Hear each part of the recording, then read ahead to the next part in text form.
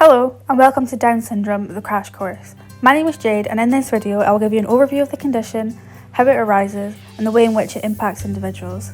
I hope you enjoy.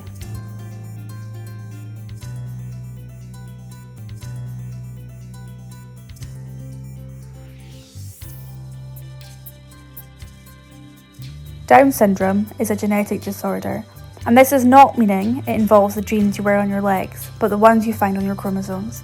Those with Down syndrome have an extra copy of chromosome 21, which also means they have an extra set of the genes that come on this chromosome.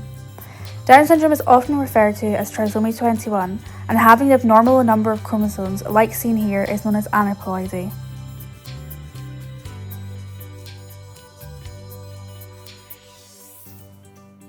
The history of Down syndrome. Down syndrome was first identified in 1866 and it was named after John Langdon Down, who discovered it. However, the genetic cause for the disease wasn't identified until 1959.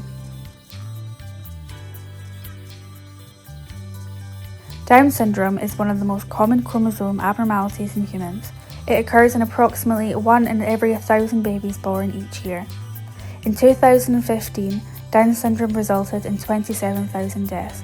However, this is down from 43,000 deaths in 1990. How does it happen? As I mentioned before, Down syndrome is a condition that results in cells having 3 copies of chromosome 21 rather than 2. It's caused by a process called non-dysfunction in the division of cells to produce gametes, which are sex cells. In humans, the sex cells are the egg and the sperm. This division is called meiosis.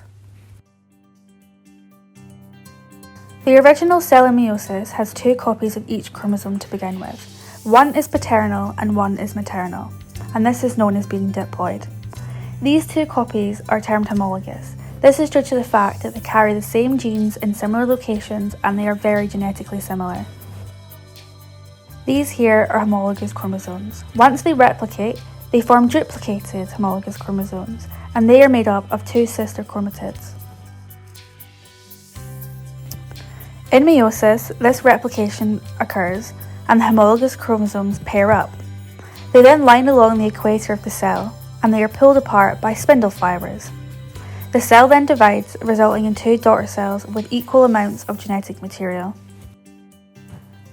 A similar process occurs again, where the chromosomes in these daughter cells line up like before and the chromatids this time are pulled apart, resulting in 4 granddaughter cells with 1 chromosome copy in each. In Down syndrome, the chromosomes fail to effectively pull apart. This process is called non-disjunction. It can either occur in the first division or it can occur in the second division.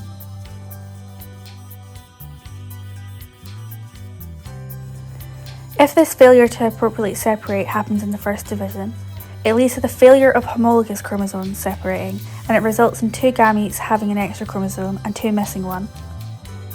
Alternatively, when it occurs in the second division, it's the sister chromatids that fail to separate, and this results in 1 gamete having an extra, 1 missing a chromosome, and 2 with normal amounts. In Down syndrome, this failure to separate occurs in chromosome 21.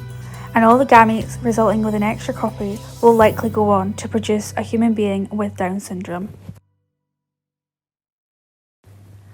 But why does it happen? Unfortunately, little is known as to why this process occurs. However, the risk of occurrence does appear to increase alongside maternal age. It has been suggested that over time there is a deterioration of the cellular reagents that are required for appropriate spindle fibre formation, which are the fibres that are required to pull chromosomes apart. Additionally, a lack of oxygen and microcirculation to the follicles in ovaries that go on to produce eggs have been proposed as a possible reason for non-disjunction occurring. Unfortunately, very little data is solid and a lot of it is conflicting. Early genetic studies have also noticed that the origin of the extra chromosome comes from the maternal side in 80% of cases, while only 20% is from the paternal side. This further enforces that it's the maternal side that carries the risk. Unfortunately, this lack of knowledge as to the risk factors for Down syndrome makes it incredibly difficult to prevent. Types of Down syndrome. While Down syndrome is often referred to as trisomy 21, that is just one of the 3 types. There is also Robertsonian translocation and mosaicism. Trisomy 21 is by far the most common, making up 95% of cases, which is often why it is referred to as trisomy 21. This is where every cell in the whole body has all 3 copies of chromosome 21. Robertsonian translocation is slightly different and it only makes up 3% of cases. This is where part of chromosome 21 breaks off and attaches to another chromosome, which is usually chromosome 14. The third type is mosaicism, and this is where there is 3 copies of chromosome 21, but they're only in a selection of cells and not all of them. This only makes up 2% of cases.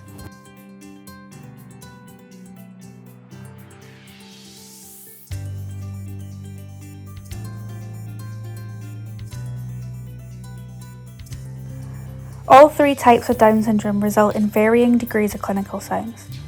The proteins that are produced as a result of the extra chromosome have roles in regulating gene expression, enzymes, enzyme inhibitors, the immune response, and a number of functions all over the body. It's for this reason that the impact of the condition is widespread and affects many areas.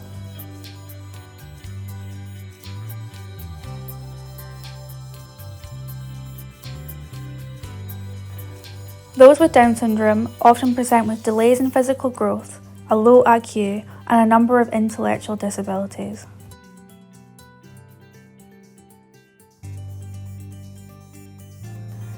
Physical features of the condition can include, but not limited to, upward slanting eyes, misshapen or small ears, poor muscle tone, short height, flattened head, and white spots in the iris of the eye.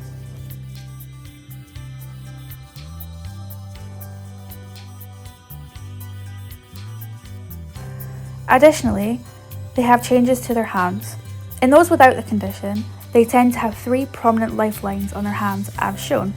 However, those with Down syndrome tend to only have 1 unbroken line spanning the whole way across their palm. Their hands and feet also tend to be shorter in appearance.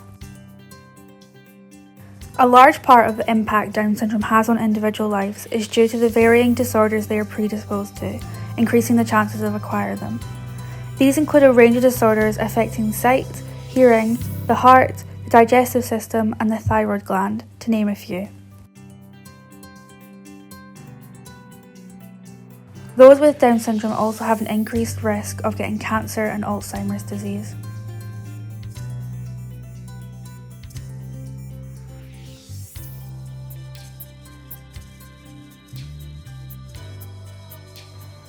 The condition also brings along a number of cognitive deficits, suggesting that the condition impacts the brain. These include poor attention span, difficulties with emotional regulation, delayed speech, and slow learning. While the mechanisms are not fully understood, studies have noted deficits in the neuronal circuits and abnormalities in the area in which a signal is passed from one neuron to another. This is known as a synapse. These abnormalities could account for the cognitive symptoms that are displayed in the condition. An important point to note when it comes to clinical signs is that every individual with Down syndrome lives a very different experience as severity of symptoms greatly varies. So, how is it diagnosed? In the UK, Down syndrome screening is offered to all expectant mothers between 10 to 14 weeks. Both a blood test and an ultrasound are conducted. The ultrasound measures the fluid behind the baby's neck, as abnormal amounts can indicate the syndrome. If abnormalities are suspected, diagnostic tests include amniocentesis or chorionic villus sampling, which is known as CVS. CVS takes tissue from the placenta, whereas amniocentesis collects fluid surrounding the baby, known as the amniotic fluid. The cells are then tested to see if there's any genetic abnormalities. Once the child is born, diagnosis is often confirmed by a blood test that detects extra genetic material in the child's cells. How is it treated?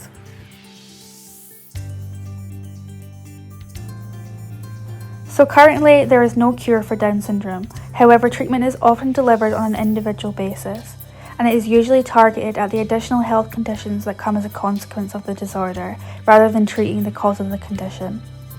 A team of doctors, social workers, speech therapists, physiotherapists, occupational therapists, dietitians, and specialist teachers often work together in a team to aid in the development of those with the condition. Those with Down syndrome are also prone to depression. However, it has been found that improved social interaction and support has proven to benefit them greatly.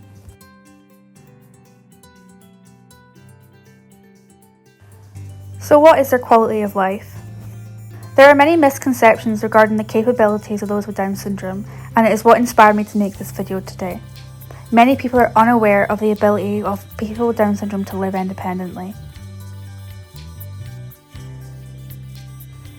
Supported living programs teach those with Down syndrome how to handle their money, cook and eat well, care for themselves, and manage their medication, and it helps them greatly.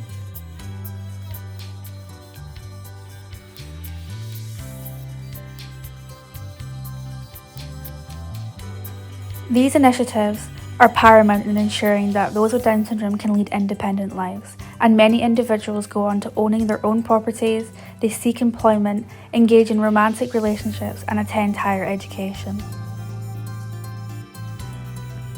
Unfortunately, the condition is still heavily stigmatised within society, and those that live with the condition and their families often say that they feel isolated. With the appropriate services and education to the general public, there is hope that these perceptions will change. So, to sum it all up, Down syndrome is a genetic condition that is a result of an extra copy of chromosome 21 due to non-disjunction in meiosis. The reason behind this happening is unknown, making prevention challenging. Diagnosis occurs through screening in pregnancy and blood tests at birth. Treatment is individualised due to the differences in personal experience. Improved education and support services are needed urgently to reduce social stigma. An important take-home message is, in comparison to the normal population, these individuals are far more alike than they are different, and with appropriate care, they can live very fulfilling lives. If you would like to know more, please visit www.downsyndrome.org.uk. I hope you found this video interesting, and thank you for listening.